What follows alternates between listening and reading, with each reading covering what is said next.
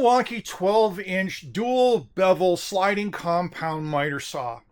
I'm not going to buy another one of these when this one finally goes, and I'm going to get into the nuts and bolts of that real quick. There are goods, there are bads. With Milwaukee, you generally have the confidence that you're buying a reasonably well-designed tool. I am a fan of Milwaukee, understand that. I have a lot of their 18-volt tools. I have a lot of their 12-volt tools, as well as the 12-volt heated gear. I've been buying Milwaukee tools for some time. I was hoping that I was getting involved in the same kind of quality tool engineering that I was used to when I bought this. And by and large, the quality is there, okay? You've got a good, strong motor. I'm not going to get into RPMs and torque and any of that nonsense for the sake of this video, because all tools of this caliber are going to cut. You put a 2x4 or 2x6 into this thing with a decent blade, it's going to cut. That's just the truth. What sets this apart, or what sets a tool apart, in my opinion, is the accuracy and repeatable accuracy. And that's where this tool lacks. And I'm going to show you and get you directly acquainted with what that looks like.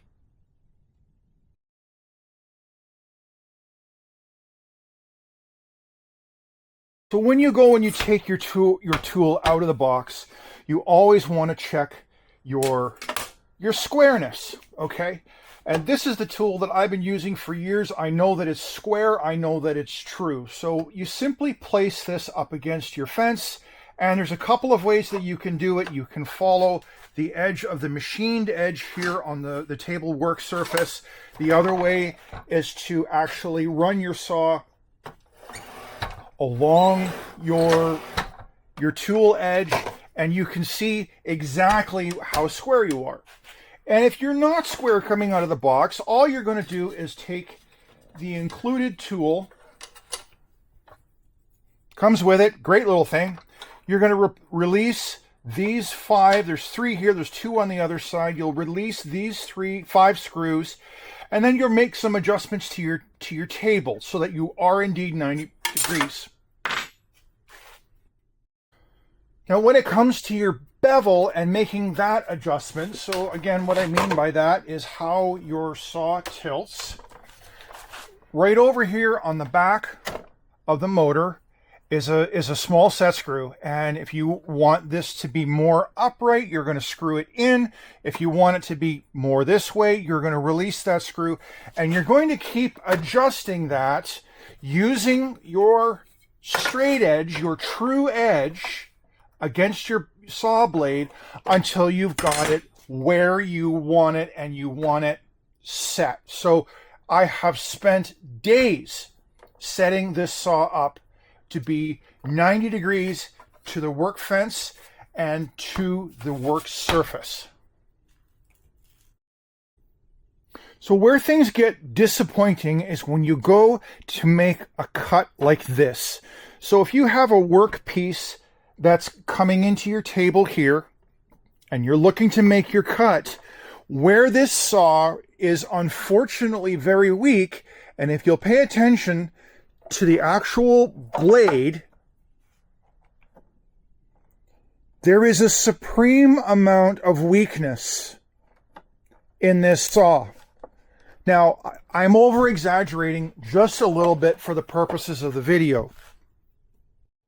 But the real issue comes when you come to make a cut on this work surface here, and you happen to be doing a 45, for example, what you'll find is that if you don't pull down, if you happen to be in the smallest rush or you're not paying attention, then what will happen is you're going to torque that tool head, and you're going to come down, again, over exaggerated, but you're going to come down on your tool, on your cut like this, and you don't realize it. And it's a half a degree, it's a quarter of a degree, it's a full degree, depending on what the situation is.